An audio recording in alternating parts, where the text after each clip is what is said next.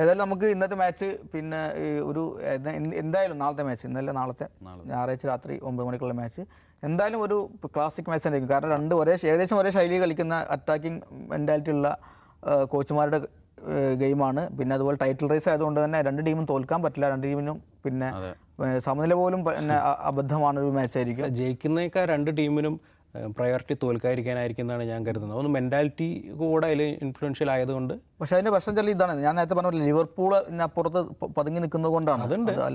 പക്ഷെ എൻ്റെ പ്രൊഡിക്ഷൻ ലിവർപൂളിന് ദൗർബല്യങ്ങളുണ്ട്. എപ്പോഴേലൊക്കെ ആയിട്ട് ഫോൾ ഓഫ് ചെയ്യാൻ സാധ്യത ഈ മൂന്നിൽ ലിവർപൂളാണെന്നാണ് എൻ്റെ ഒരു കണക്കൂട്ടൽ. മിഡ്ഫീൽഡ് അത്ര സ്ട്രോങ് അല്ല, ട്രാൻസിഷൻ കൺട്രോൾ ചെയ്യുന്നതിൽ ബുദ്ധിമുട്ടുണ്ട്. അപ്പോൾ പക്ഷെ അവരിപ്പോൾ ക്ലോപ്പ് പോകുന്ന ഒരു സീസൺ ആയതുകൊണ്ട് പ്ലെയേഴ്സ് ആണെങ്കിലും മെന്റലി ആ ഒരു രീതിയിൽ ക്ലോപ്പിന് വേണ്ടിയിട്ട് പ്രീമിയർ ലീഗ് അടിക്കാനുള്ള ഇമോഷണൽ ഡ്രൈവിലാണ് ഇമോഷണൽ കണക്ഷൻ അവിടെ ഉണ്ട്. അതുകൊണ്ട് ഇപ്പോൾ ലിവർപൂളിന്റെ ഭാഗത്ത് നല്ല രീതിയിലുള്ളൊരു ടൈറ്റിൽ റേസ് ഉണ്ടാകാനുള്ള ലിവർപൂളിന്റെ കാര്യം പ്രത്യേകത്തിൻ്റെ അടുത്ത് പിന്നെ പരാമർശിക്കേണ്ടതുണ്ട്. കാരണം ക്ലോപ്പ് പിന്നെ അദ്ദേഹം വിരമിക്കുകയാണ്, അദ്ദേഹം ക്ലബ്ബ് വിടുക എന്നുള്ളത് പ്രഖ്യാപിച്ച് കഴിഞ്ഞ ഒരു സീസണാണ്. മാത്രമല്ല അവർ ഓൾറെഡി ഒരു കപ്പ് ഷെൽഫിൽ എത്തിച്ചു കഴിഞ്ഞു.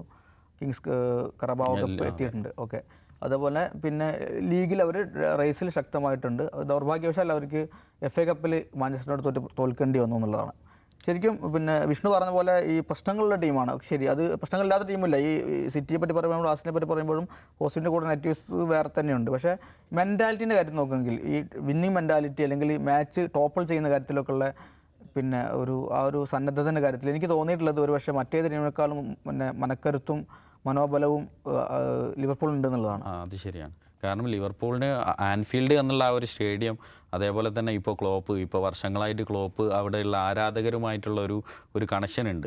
അപ്പോൾ അത് ഭയങ്കരമായിട്ട് ലിവർപൂളിൻ്റെ എല്ലാ മാച്ചസിലും, ഇപ്പോൾ ആൻഫീൽഡിൽ ഒരു മാച്ച് വരികയാണെങ്കിൽ അതൊരു 12th മാൻ എന്നുള്ള രീതിയിൽ ആൻഫീൽഡിലെ കാണികൾ അത് ക്ലോപ്പിനോടും കൂടെയുള്ള ആ ഒരു കണക്ഷനാണ്. അപ്പോൾ ഇപ്പോൾ ക്ലോപ്പ് പോവുക എന്ന് പറയുന്നത് ഇപ്പോൾ വൈകാരികമായിട്ടുള്ള ഒരു അനുഭവമാണ് അവർക്ക്. കാരണം ഇപ്പോൾ ഫാൻസിനാണെങ്കിലും ഇനി ആരെ വെച്ച് ഇത് റീപ്ലേസ് ചെയ്യുമെന്നുള്ളത്. കാരണം ഇത്രയും വർഷങ്ങളായിട്ട് ക്ലോപ്പ് ഉണ്ടാക്കിയെടുത്ത കുറച്ച് പ്ലേയേഴ്സ് ഉണ്ട്, ആ ഒരു സ്ട്രക്ചർ ഉണ്ട്. അപ്പോൾ അതിനെ ആ രീതിയിൽ തന്നെ നിലനിർത്തുന്ന രീതിയിലുള്ള ഒരു മാനേജർ അവർക്ക് വന്നാൽ മാത്രമേ ഈ ഒരു കണ്ടിന്യൂസ് ആയിട്ട് അവർക്ക് ഒരു ഇത് കീപ്പ് ചെയ്ത് കൊണ്ടുപോകാൻ പറ്റുള്ളൂ. കാരണം ഇപ്പോൾ ആഴ്സണലും വന്ന സ്ഥിതിക്ക് ഇപ്പോൾ ടൈറ്റിൽ റേസ് ഇനി വരും വർഷങ്ങളിലാണെങ്കിലും പ്രീമിയർ ലീഗിൽ നല്ല രീതിയിലുള്ള ടൈറ്റിൽ റേസ് എന്തായാലും ഉണ്ടാവും. അപ്പോൾ അതിൽ നിലനിന്ന് പോവുക എന്ന് പറയുന്നത് ക്ലോപ്പ് ഇല്ലാത്ത ലിവർപൂളിന് അത് എത്രത്തോളം അതിൽ നിലനിൽക്കാൻ പറ്റും എന്നുള്ളത് അവർക്കൊരു വെല്ലുവിളിയാണ്. ഇനി ആരെ വെച്ച് റീപ്ലേസ് ചെയ്യും ക്ലോപ്പിനെ പോലെ? ഇപ്പോൾ ഒരു മാനേജർ എന്നുള്ള ആ ഒരു പൊസിഷൻ റീപ്ലേസ് ചെയ്യാൻ അവർക്ക് എളുപ്പമാണ്. പക്ഷേ ക്ലോപ്പ് ഉണ്ടാക്കിയ ആ ഒരു ഇമ്പാക്റ്റ് അത് റീപ്ലേസ് ചെയ്യുക എന്ന് പറയുന്നത് ഒരു നോർമൽ മാനേജറിന് അത് റീപ്ലേസ് ചെയ്യാനുള്ളൊരു ചാൻസ് വളരെ കുറവാണ്. അല്ലെങ്കിൽ ഇപ്പോൾ സാവി അലോൺസോ പോലുള്ള ആൾക്കാർ, ഇപ്പോൾ മുൻപ് ലിവർപൂളിൽ കളിച്ച, ലിവർപൂളിന് വേണ്ടി പാഷനേറ്റ് ആയിട്ട് കളിക്കുന്ന അതേപോലുള്ളൊരു പ്ലെയർ കോച്ചായിട്ട് വരികയാണെങ്കിൽ വീണ്ടും ആ ഒരു ഫാൻസ് ആയിട്ടുള്ള കണക്ഷനും ആൻഫീൽഡ് അറ്റ്മോസ്ഫിയർ അതൊക്കെ അവർക്ക് ഓവർകം ചെയ്തെടുക്കാൻ പറ്റുന്നേ ഉള്ളൂ. പക്ഷേ ഇപ്പോൾ സാവി അലോൺസോ അതിൽ ലെവർകൂസനിൽ തന്നെ കണ്ടിന്യൂ ചെയ്യാണ് എന്നുള്ള രീതിയിലുള്ള ന്യൂസുകളാണ് വരുന്നത്. അപ്പോൾ ഇവർ ആരെ അത് റീപ്ലേസ് ചെയ്യും അതിനനുസരിച്ചിരിക്കും ഇനി ഇപ്പോൾ ഫ്യൂച്ചറിലുള്ള ലിവർപൂളിൻ്റെ ബാക്കി കാര്യങ്ങൾ. ഈ സീസൺ നോക്കുകയാണെങ്കിൽ അവർക്ക് ഈ 3 ടീമിനും, ഈ സിറ്റി ആഴ്സണൽ ആൻഡ് പിന്നെ ലിവർപൂൾ, ഈ 3 ടീമിനായാലും ഇനി വരുന്ന മാച്ചസിൽ ഏറെക്കുറെ തുല്യമായ എതിരാളികൾ, അല്ലെങ്കിൽ പിന്നെ ബലാബലം നോക്കുമ്പോൾ തുല്യമാണ്.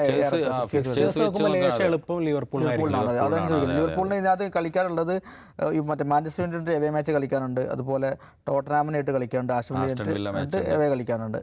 പിന്നുള്ളത് walls, Everton, Fulham,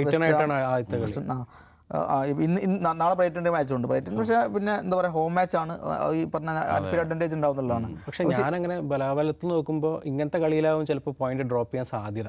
Liverpool usually ഈ രീതിയിലുള്ള ടീമുകളായിട്ടാണ് പോയിന്റ് ഡ്രോപ്പ് ചെയ്യാറുള്ളത്. ഫുൾഹാമായിട്ട് വരുന്നത് അതിലൊക്കെ ഈ ബിഗ് മാച്ചസിനേക്കാൾ ഇങ്ങനത്തെ കളികളിലാണ് വരുന്നത്. അവർക്ക് ഫുൾഹാം എവേയാണ്, വെസ്റ്റ് ഹാം എവേയാണ്, അതുപോലെ ആസ്റ്റൺ വില്ല എവേയാണ്. പിന്നെ എവർട്ടൺ ഉണ്ട്. എവർട്ടൺ അത് അവരെ സംബന്ധിച്ചോളം കുറച്ച് അതിലിപ്പോ വേറെ കാര്യം അതിന്റെ ഇടയ്ക്ക് വരുന്ന യുണൈറ്റഡ് മാച്ച് വരുന്നുണ്ട് അവർക്ക്. പിന്നെ FA കപ്പിലെ ഒരു അപ്പോൾ കടക്കിൽ നോക്കുകയാണെങ്കിൽ ടാബിൾ നോക്കുകയാണെങ്കിൽ നമുക്ക് എളുപ്പം തോന്നുമെങ്കിലും ഒരു ടൈറ്റിൽ റേസിൽ കുറച്ച് ബുദ്ധിമുട്ട് തന്നെ ആയിരിക്കും എന്നുള്ളത്. ആർക്കും എളുപ്പമായിരിക്കില്ല എന്നുള്ളത് നമുക്ക് പറയാൻ കഴിയും അല്ലേ. അതിൽ ഇപ്പോൾ ആഴ്സണലാണെങ്കിലും സിറ്റിക്കാണെങ്കിലൊക്കെ ഈ 3 ടീമിനെയും ഇപ്പോൾ ടൈറ്റിൽ റേസ് എങ്ങനെ ആര് ചാമ്പ്യന്മാരാവും എന്നുള്ളത് നിർണ്ണയിക്കുന്നത് ഇപ്പോൾ സ്പേഴ്സും ആസ്റ്റൺ വില്ലയും ആയിരിക്കും. കാരണം എല്ലാ ടീമിനും ആ 3 ടീമായിട്ട് മാച്ച് വരുന്നുണ്ട്. അപ്പോൾ അവരുടെ ഫോമും കൂടെ അനുസരിച്ചുണ്ടാവും. അപ്പോൾ അവർക്ക് തീരുമാനിക്കാം ഇതിൽ ആര് ജേതാക്കളാവണം എന്നുള്ള രീതിയിൽ അവർക്ക് ഡിസിഷൻ എടുക്കാൻ പറ്റുന്ന രീതിയിലാണ് ഫിക്സ്ചേഴ്സ് വരുന്നത്. ഓരോ ടീമിനും ഓരോ അഡ്വാൻറ്റേജസ് ഉണ്ട്, ഓരോ ഡിസഡ്വാൻറ്റേജസ് ഉണ്ട്. അതാണ് ഇപ്പോൾ ലിവർപൂളിൻ്റെ ഈ സ്ട്രക്ചറൽ പ്രശ്നം ഉണ്ടെങ്കിലും ഈ മെൻറ്റാലിറ്റി ഉണ്ട്. അതേപോലെ ഇത് ചെയ്ത അനുഭവം ഉണ്ട്. അതൊന്നും അർസനലിന് കുറവാണ്. കഴിഞ്ഞ സീസണിൽ കുറേ കാലത്തിന് ശേഷം ടൈറ്റിൽ കണ്ടൻറ്റേഴ്സ് ആയത്, അതിന് ശേഷം ഇപ്പോഴാണ് വരുന്നത്. പക്ഷേ വേറെ ആർസനലിന്റെ പ്രശ്നം എന്ന് പറയുന്നത് 3 പേരും ഓരോ അഡ്വാൻറ്റേജ് ഡിസഡ്വാൻറ്റേജ് വെച്ച് ഈ ആർസനലിന്റെ ഒരു പ്രശ്നം കാണുന്നത് വെച്ചാൽ സീസൺ അവസാനത്തിലേക്ക് എത്തുമ്പോഴാണ് കുറച്ചും കൂടി കുറച്ചും കൂടി ഒരു ടഫ് മാച്ചസ്. എന്താ പറയുക, ടോട്ടനാം വരുന്നുണ്ട് ലാസ്റ്റ് 5-ൽ, അതുപോലെ മാഞ്ചസ്റ്റർ യുണൈറ്റഡ് വരുന്നുണ്ട്, എവർട്ടൺ വരുന്നുണ്ട്, ചെൽസി വരുന്നുണ്ട്. അത് അവസാന വീക്കുകളിൽ ആർസനലിൻ്റെ ഒരു ഇതൊക്കെ നാളെയുള്ള മാച്ച് അനുസരിച്ചിരിക്കും. നാളെയുള്ള മാച്ചിൽ ആഴ്സണലിൽ ഒരു പോസിറ്റീവ് റിസൾട്ട് എടുക്കാൻ പറ്റുകയാണെങ്കിൽ അവരുടെ പ്ലേയേഴ്സിന്റെ മെന്റാലിറ്റി മാറും. കാരണം ഇപ്പോൾ ഏറ്റവും കൂടുതൽ ഇപ്പോൾ ആവറേജ് ഏജ് നോക്കുകയാണെങ്കിലും ആഴ്സണലിൽ അത്രയും യങ് ബ്ലഡ്സ് മാത്രമാണ് ആഴ്സണലിൽ. അതെ അതെ അതെ. അപ്പോൾ ആ ഒരു ടീമിന് ഇപ്പോൾ സീസണിലെ അവസാനത്തേക്ക് വരുമ്പോൾ അവർ മെന്റലി എത്രത്തോളം സ്ട്രോങ് ആണ് എന്നുള്ളതാണ്. പക്ഷേ ഈ ജാനുവരിയിൽ ഇപ്പോൾ തുടർച്ചയായിട്ട് ഇപ്പോൾ എവേ മാച്ചസിലാണെങ്കിലും ഇപ്പോൾ ലാസ്റ്റ് 3 എവേ മാച്ചസിൽ 4, 5, 6 ആ ഒരു രീതിയിൽ 17 ഗോളാണ് സ്കോർ ചെയ്തിട്ടുണ്ട്. അപ്പോൾ ആ ഒരു രീതിയിൽ മെന്റലി അവർ സ്ട്രോങ് ആയി കഴിഞ്ഞു. പക്ഷേ നാളെ സിറ്റിയോടുള്ള മാച്ചിൽ പരാജയപ്പെടുകയാണെങ്കിൽ അവരുടെ ആ ഒരു മെന്റലി ഉള്ള അത് ഒന്ന് അഡ്വാൻറ്റേജ് പോകാനുള്ള ഒരു ചാൻസ് ഉണ്ട്. നേരെ മറിച്ച് സിറ്റിക്കും അതൊരു അഡ്വാൻറ്റേജ് ആയിട്ട് വരികയും ചെയ്യും നാളെയുള്ള മാച്ച് ഇപ്പോൾ വിൻ ചെയ്യാൻ പറ്റുകയാണെങ്കിൽ.